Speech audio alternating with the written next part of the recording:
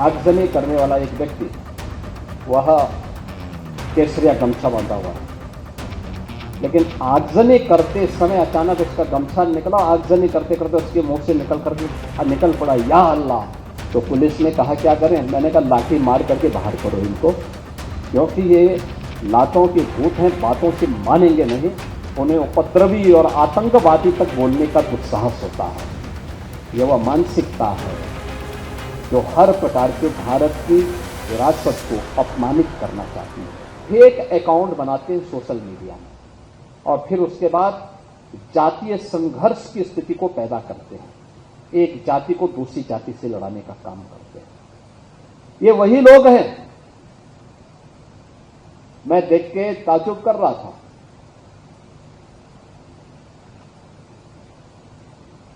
अभी 3 वर्ष पहले की एक घटना है।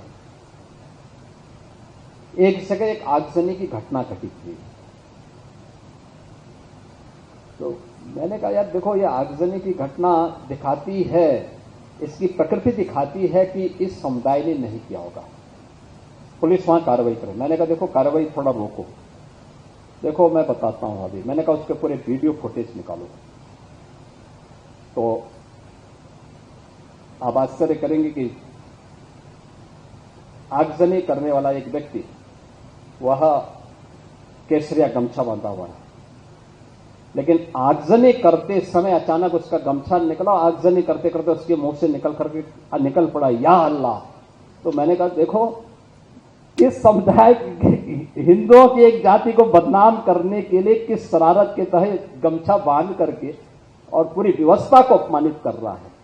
ये चीजें दिखाती है कौन लोग हैं जो फेक अकाउंट बना करके जातीय संघर्ष की स्थिति को पैदा करना चाहते हैं और उन तत्वों को, छुपे हुए उन दुश्मनों को जो समाज की शांति को भंग करना चाहते हैं, अगर हम उन्हें चिन्हित करके समय रहते हुए उनका वॉकआउट कर सकें तो समाज की एकता में बाधक ऐसे तत्वों को भी बेनकाब किया जा सकता है। राष्ट्रीय एकता को भी और सुदृढ़ हम बनाने में मदद कर सकते हैं और मुझे लगता है ये आज की सबसे बड़ी आवश्यकता होगी, क्योंकि जब भी भारतीय समुदाय इन कार्यक्रमों के साथ जुड़ता है, आप देखते होंगे एक तबका, हमने एक नियम बनाया। वर्तमान में इस सावन का महीना है, सावन के महीने के ठीक पहले, इसके ठीक पहले मुहर्रम का आयोजन हुआ। हमने एक व्यवस्था बना दी कि भाई देखो, आप ताजिया की हाइट इससे ज्यादा मत करना।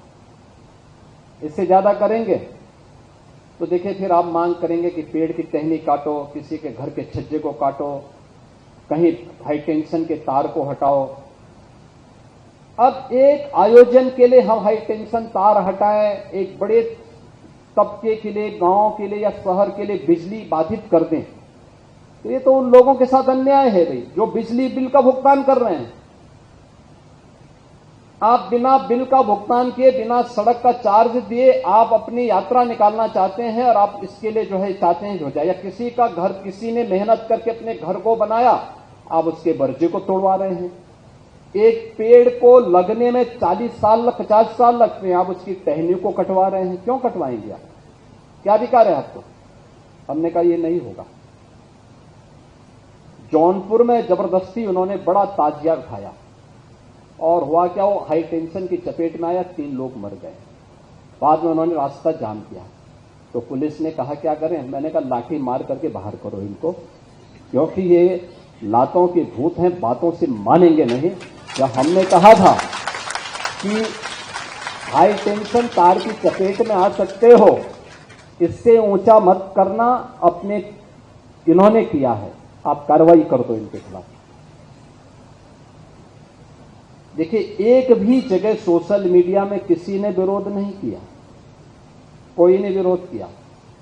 उत्तर प्रदेश में तो हम लोगों ने व्यवस्था भी बनाई हुई है कि अस्त्र शस्त्र से आप प्रदर्शन नहीं करेंगे, नहीं तो मुहर्रम का हर जुलूस उत्पात का, आगजनी का, तोड़फोड़ का कारण बनता था। बहन बेटियां सड़कों पर नहीं निकल पाती थी, कोई उस समय नहीं बोलता था। लेकिन दूसरी तरफ आपने इस बात को देखा होगा, कावड़ यात्रा चल रही है, समाज का सबसे यानी श्रमिक वर्ग से लेकर के उच्च वर्ग तक हर व्यक्ति इस अभियान के साथ जुड़ा हुआ। एकता का अद्भुत संगम, कोई भेदभाव नहीं, न जाति का भेद है, न क्षेत्र का भेद है, न वर्ग का भेद है, न मत का भेद है, न संप्रदाय का भेद है। हर हर बम बम बोलते हुए जाते हैं, 300-400 किलोमीटर पैदल जाते हैं, फिर वहां से जल लेकर के कावड़ को कंधे में रख करके फिर उसी प्रकार से उसी भक्ति भाव के साथ चलते हैं। लेकिन मीडिया ट्रायल होता है, बदनाम किया जाता है, खूब उसके बारे में लिखा जाता है, उन्हें उपद्रवी और आतंकवादी तक बोलने का दुस्साहस होता है। यह वह मानसिकता है जो हर प्रकार से भारत की विरासत को अपमानित करना चाहती है। ये वही लोग हैं जिन्होंने जनजातीय समुदाय को भारत से अलग करने का प्रयास किया, उन्हें भड़काने का काम किया, उन्हें भारत के खिलाफ संघर्ष करने के लिए हर स्तर पर षड्यंत्र किए। ये वही समुदाय है जो भारत की आस्था का सदैव अपमान करता है, और यही वे लोग हैं जो आज सोशल मीडिया प्लेटफॉर्म का फेक अकाउंट बना करके जातीय संघर्ष की स्थिति को पैदा करना चाहते हैं। इन सब से अगर हम सावधान रह करके अपने आप को सुरक्षित कर सकें, अपने समाज को सुरक्षित कर सकें, तो राष्ट्रीय एकता को संबल प्रदान करने में वर्तमान की इस भूमिका में हमारी संस्थाएं बड़े भूमिका का निर्वहन कर सकती हैं। भगवान बिरसा की जो विरासत है, ये हमें राष्ट्रीय एकता के उन्हीं चुनौतियों से जूझने के लिए एक नई प्रेरणा प्रदान कर रहा है, और उस प्रेरणा से हम कुछ सबक सीख सकें। उन्होंने ब्रिटिशर के खिलाफ और वहां की जिम्मेदारी शोषण के खिलाफ आंदोलन किया था।